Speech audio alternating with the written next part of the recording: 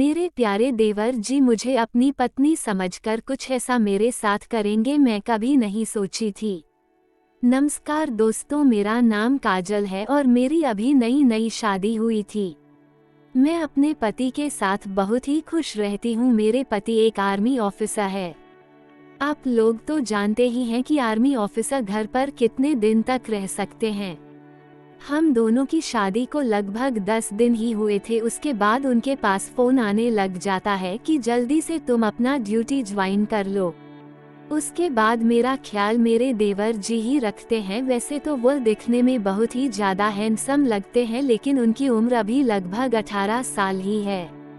वो भी अपने लव मैरिज शादी करके घर में लाए थे। मैं भी उनको खूब देखती थी और वह भी मुझे खूब देखते थे, लेकिन मैं अपनी ओर से उनको देवर ही समझ रही थी। वह ना जाने मेरे बारे में क्या क्या सोच रहे थे। फिर मैं इसी तरह उनके पास एक दिन चली गई किसी सामान के बारे में पूछने के लिए। वो मेरी आंखों में आंखें डालकर बातें करने लगा। फिर मैं एकदम से घबरा गई कि यह मेरे साथ क्या कर रहे हैं। फिर कई दिन बीत गया। एक दिन की बात है जब उनकी पत्नी अपनी मायके यहाँ चली गई थी। फिर वह शाम को पीकर घर में आते हैं और मेरे ही कमरे में घुसकर मेरे ही बेड पर सो जाते हैं। वही मैं उनके बगल में सोई हुई थी। मुझे कुछ नहीं पता था कि वो मेरे बगल में ही सो गए हैं, क्योंकि उसी दिन मैं घर का सारा काम अकेली ही की थी। इसलिए उस दिन मुझे थकान बहुत ही काफी हो गई थी, इसलिए मुझे नींद भी बहुत तेज लग गई थी। फिर वह रात में अपनी पत्नी समझकर मुझे प्यार करने लग जाते हैं। मैं भी उनको अपना पति समझकर उनके साथ प्यार करने लग जाती हूँ। फिर मेरी आंख खुलती है तो देखती हूँ कि ये तो मेरा पति नहीं है, ये तो मेरे देवर जी है।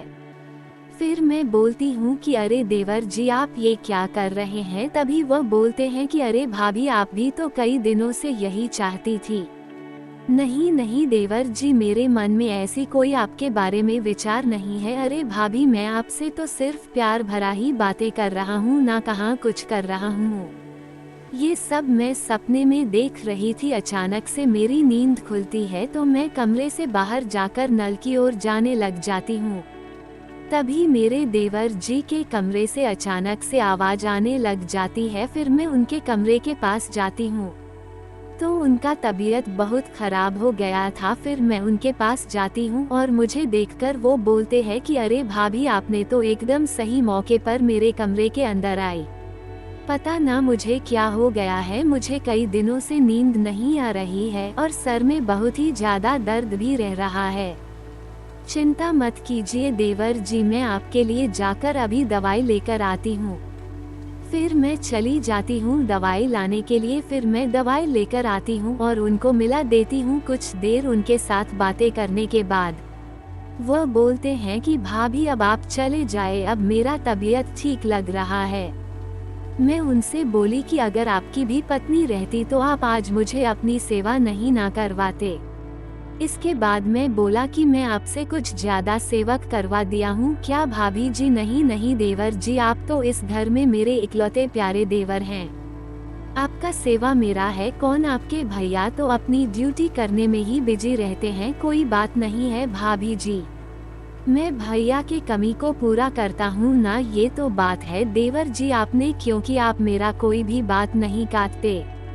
आप मेरा सारा कामकाज मुझे बोलने से पहले ही आप कर देते हैं। ऐसा देवर भगवान सबको दे।